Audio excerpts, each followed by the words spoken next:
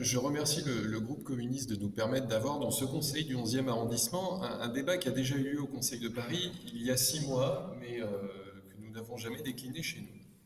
La proposition qui est faite d'une installation de capteurs de CO2 dans les crèches et les établissements scolaires est très intéressante, mais elle reste à nos yeux insuffisante. Je rappelle que lors du Conseil de Paris d'avril 2021, il y a donc 6 mois, le groupe Changer Paris a déposé un vœu demandant l'installation de purificateurs d'air dans les cantines scolaires, principe qui aurait pu être généralisé dans une portion plus large des établissements et des crèches. Alors, nous n'avons pas de principe, d'opposition de principe aux capteurs de CO2. Nous leur préférons les purificateurs d'air. En effet, les capteurs de CO2 sont bien moins chers, mais aussi bien moins utiles. À part dire qu'il y a trop de CO2 et qu'il faut ouvrir la fenêtre, ils ne font pas beaucoup plus. Donc autant ouvrir régulièrement la fenêtre. Et quitte à investir, autant le faire dans des purificateurs normes HEPA 13 qui filtrent le virus, les particules fines qui sont très nocives pour les enfants.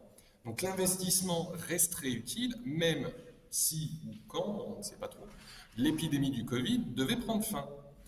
Et pourtant, la majorité parisienne avait décidé de le refuser.